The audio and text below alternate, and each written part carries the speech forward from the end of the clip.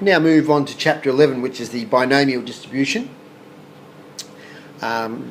This one and the hypergeometric distribution are dealing with what's known as Bernoulli Trials. And I've got some notes here which you can read as I'm talking. The key features of Bernoulli Trials, that they are experiments. They involve a single action, such as flipping a coin or throwing a die, and it's repeated identically over and over. But we're dealing with Bernoulli Trials is in success or failure. Okay, so if we're throwing a coin, our success might be a tail, our failure will be a heads. We're throwing a die, two coming up on top of the die might be a success, everythting else is a failure. Okay, so we're dealing with successes and failures. That's another characteristic of a Bernoulli trial. With Bernoulli trials, repeated actions are independent. That is, they don't rely on what happened before. So when I throw the third coin, or the coin the third time, it doesn't matter what happened in the first and second time. It's still a 50-50 chance, a 1 in 2 chance. So each time I throw the coin, each time I throw the die, it's an independent action, not dependent on what happened beforehand. Still 50-50 chance if you're talking about coins, or 1 in 6 chance if you're talking about something coming up on a die. So that means the probability for each possible outcome is the same for each trial. So the 37th time I throw the coin, it's still a 50-50 chance. Okay, just to test yourself to see if you know now after that explanation what a Bernoulli trial is, please do exercise 11A, number 1, on page 523. Pause this video now and have a go at that to see if you can identify what is a Bernoulli sequence or a Bernoulli trial. So we now turn our attention to the binomial distribution. And this is an example of a particular type of discrete probability distribution. So remember, we divided our data into discrete and continuous. Discrete events are counted, 1, 2, 3, 4, etc. Continuous are measured situations. So the binomial distribution is an example of a discrete probability distribution, which we dealt with in chapter 10. Just repeating that definition there, and a bit of notation. Here we say, the variable x is distributed, approximation sign there, binomially with a n and a p-value. The n is the number of trials, the number of times we're tossing the coin, throwing the die. P is the probability of success. Okay, so if success is defined as a tail coming up, the probability will be 1 in 2 or 0.5. So sometimes it's BI for binomial, or sometimes just a B written there. But when you see that notation, you'll know that the variable is a binomial distribution. Here's the formula. Probability of an outcome. Okay, so that is 2 tails being thrown, or whatever it is. And there's the formula there, NCX, P to the power of X, Q to the power of N minus X. Okay, and we've defined there X as being the occurrence of the successful outcome, so 3 times, 4 times, whatever. N being the number of trials, P being the probability of success, and Q being the probability of failure. And please note that P plus Q will always equal 1, because you can only have success or failure. If success is 0.2, failure is 0.8. If success is 0.6, failure is 0.4. They must always sum to equal 1. So there's our formula. Now, we don't use the formula an awful lot, okay? We do use it in some certain types of problems, so it is very important, don't get me wrong. But the calculator used for binomial distribution and its cousin, the hypergeometric distribution, is the main way of calculating these, but we mustn't ignore that formula. Let's start then with our first problem. A fair die is rolled 5 times. Find the probability of obtaining, and there's 4 questions there, so we're going to do these one at a time. First question, A fair die is rolled 5 times, find the probability of obtaining exactly 4 5, so part A there. Alright, so let's look at our different values here. Well, a fair die is rolled 5 times, so N equals 5. Our X value or sorry, our variable, let's have a look at that, equals capital X is the number of 5s obtained. Okay, so that's our variable here. Our X value is what we're focusing on here. Our outcome, we're looking for exactly 4, just circle that there, exactly 4 5s. Okay, so X is 4. So when we're rolling the die 5 times, we want to see what the probability is of getting 4 5s. Okay, and as I'll point out in a moment, it doesn't matter which throw has the 5s that come up, it's just any 4 of the throws are 5s. So X equals 4. Right, what's the probability of success? Well, we should know that the probability of a number coming up on a fair die is 1 in 6. Therefore, the probability of failure is 5 on 6. Once we've identified our values for N, for X, for P and for Q, then we can go about solving this problem. So let's have a look at what we've got here. Just going to, actually, might just give myself a little bit of space here. Okay, so what we're going to get is probability of X equaling 4 5s equals number of trials CX, which is our value is 4, times Q, which is 1 on 6, sorry, P, which is 1 on 6, to the power of X, which is 4, times Q, which is 5 on 6, to the power of N minus X, that's 5 minus 4, equals 1. Okay, remember that N is 5 and X equals 4. So if I'm going N minus X, 5 minus 4 is 1. Now 5C4. Now we can get this, if this is in the non-calculator section, we could get this from the Pascal's triangle. There is another way of working out 5C4. And we can also, if we had a calculator, use that. But typically wouldn't use a calculator here, because if we're in the calculator section, we'll use a calculator function, which I'll show you very shortly. 5C4, okay, it's the second letter, second figure from the end of the Pascal's triangle in the fifth row. So that's going to be 5 times 1 on 6 to the power of 4 is 1 on 1,296 times 5 on 6 to the power of 1 is just 5 on 6. Now you can see why this would probably not be in the non-calculator section, because of how tricky it is. But that would be 25 over 7776. So that would be my probability. If I haven't got a calculator, I'll have to stop at that without calculating it. That's a 25 on 7776 chance of throwing 4 5s. It should always make sense of your answers. Now obviously it's going to be a fairly slim chance to do that, to throw 4 5s out of 5 throws. And 25 on 7776 is only a small probability, as you'd expect. Question B is talking about exactly 2 even numbers. So if we're looking at 2 even numbers, so N, the number of trials is still 5, we're still throwing the die 5 times. Our X, we're looking at throwing 2 even numbers, so it's 2.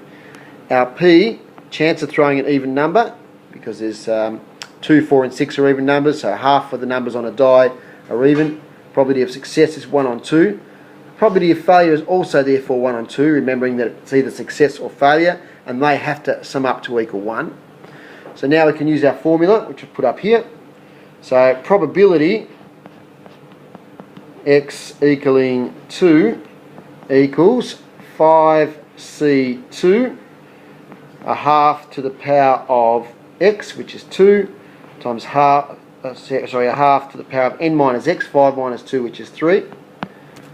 5C2 is 10 times, once again you can find that from the Pascal's triangle, times 1/4 times 1/8. That comes to 10 on 32, which if we cancel down equals 5 on 16. So it's a 5 in 16 chance of that occurring. Question C says all results greater than 3. Okay, all results greater than 3. So in this occasion, we've still got 5 trials. X value is also 5 because we're looking for all results greater than 3. So 5 out of 5 have got to be greater than 3.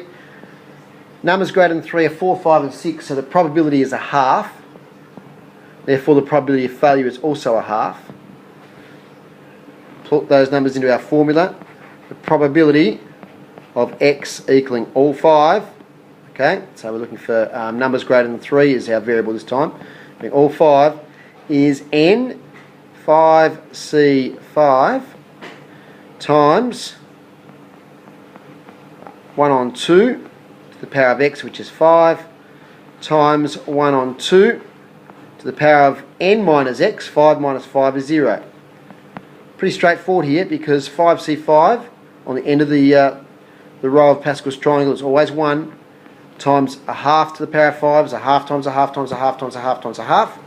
1 on 32, anything to the power of 0 is 1. Grand total of 1 in 32.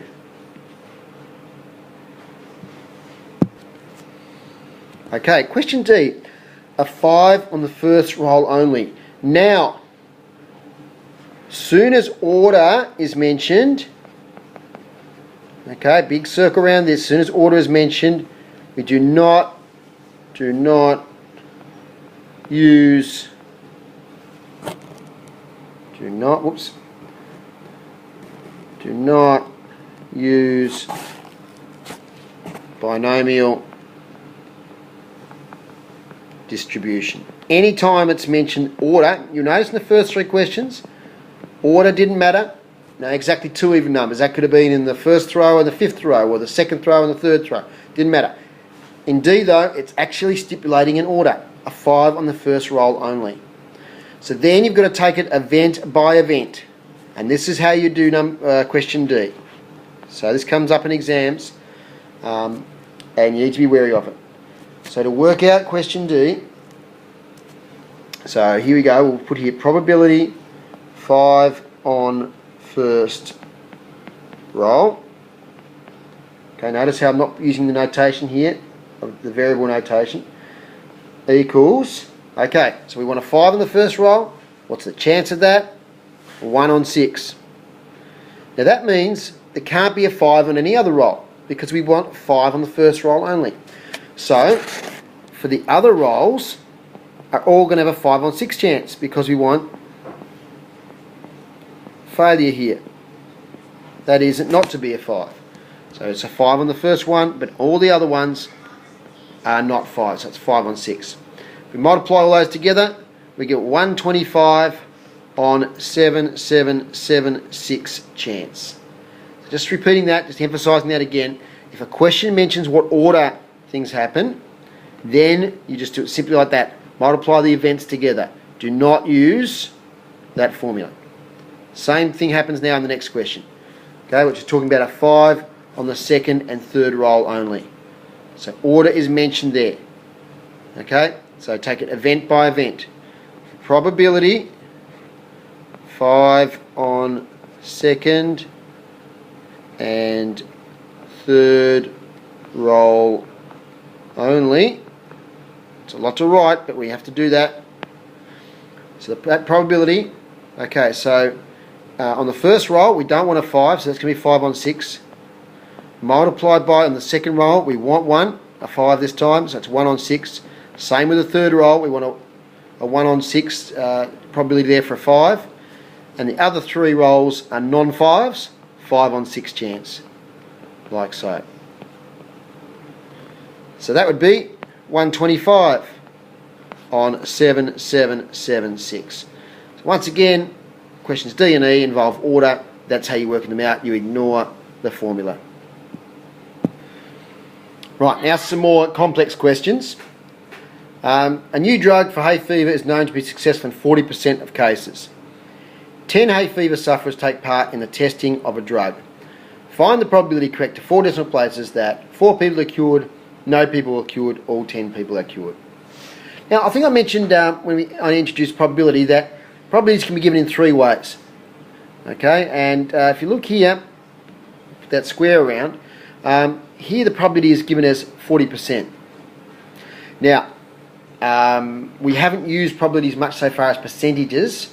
We've done them a lot as decimals and a lot as fractions, but they can be expressed in those three different ways. So take note there for that there is equivalent to a probability of 0.4. 40% equals 0.4. You should be able to do that conversion. Right, let's get on with the problem. Now, from now on, we're not going to use our formula quite so much, and you'll see why. Let's just identify here our different variables, because we're going to do part A here, which is 4 people cured. So here, if we look at our n value, it says that 10, if I can circle this with a different colour, that 10 hay fever sufferers take part in the testing of the drug. So 10, there, that's our sample size. So n equals 10. Our x value here, we want to know the probability of 4 people being cured, so x equals 4. Our probability of success is 40%, so it's 0.4. Therefore, the probability of failure, that is they're not cured, is 0.6. So if we apply our formula as we did before, we get the following: 10C4, 0.4 to the power of x, which is 4, 0.6 to the power of n minus x, which is 10 minus 4, which would be 6. Now, obviously we need a calculator to do that, to work that out. So, there's no point using a calculator to work that out if there's a very quick calculator function that will calculate this for us. So, just apologies for that noise in the background, that's my washing machine, but hopefully it's not too loud. Anyway, that stopped, that's good. So we can use a calculator function to work out binomial results when we're looking for 4 people are cured, or no people are cured, or 10 people are cured. So for all those three. So here's how it goes. We just go our normal calculator mode. Then if we press menu, and you'll see then that choice 5 is probability. So press that. If you haven't got a calculator at this stage in front of you, please try and get it now so you can follow this as you go. So calculator function, probability, number 5. So select that, then it's distributions, it's also number 5. And then way down at the bottom of the menu, you can either scroll down and select it, or select D. Either way, you can select a thing called binomial PDF. Just below is a thing called binomial CDF, which I'll get to a little bit later. But for single calculations like this, 4 people cured, it's binomial PDF. So select that. Then we put in the number of trials, okay, and that's going to be 10. So that goes in there. So you select 10, so please type that in. Probability of success is going to be 0.4. So 0.4 goes in there. And then the x value that we're after is 4. When 4 people are cured, so that goes in there. Like so. And simple as that. Press enter and you get to 4 decimal places your probability of 0.2508. There we go. Fairly simple process. So I mentioned before the formula. Yes, we could use it, and we can find 10C4 in our calculator and work it all out. But really, if there's a calculator there, it's much easier to use the binomial PDF distribution on your calculator. All right, let's move on to the next one. This time it's no people are cured. So for this one, our number of trials is still 10. Our probability of success is still 0.4. Our x value this time, okay, so no people are cured, would be 0. Put those values in and we get 0.0060 to 4 decimal places. Now once again, as I mentioned before, you should make sense of those results. Okay, it's a 40% chance of being cured. The chance of nobody being cured out of 10 people excuse me, is pretty low. And 0.0060, that's 6 in 1,000 chance, which is what you'd probably expect. Always good to make some sort of sense of your answers. Last one, here, all 10 are cured. So this time we've still got 10 people in the trial. Our probability of success is 0.4, that doesn't change. Our X value this time, all 10 are cured, is 10. If we place that in our calculator, once again, it's going to be a pretty small chance. Less than 50-50 chance of being cured, 10 out of 10, not much of a chance. In fact, you'll find here, it's a 0.0001 chance, which equates to about 1 in 10,000. Okay, so there's an introduction to the binomial PDF feature. Okay, what I've done there, those couple of examples, that should give you the ability to do exercise 11A, questions 1 through to 22. See how you go with those.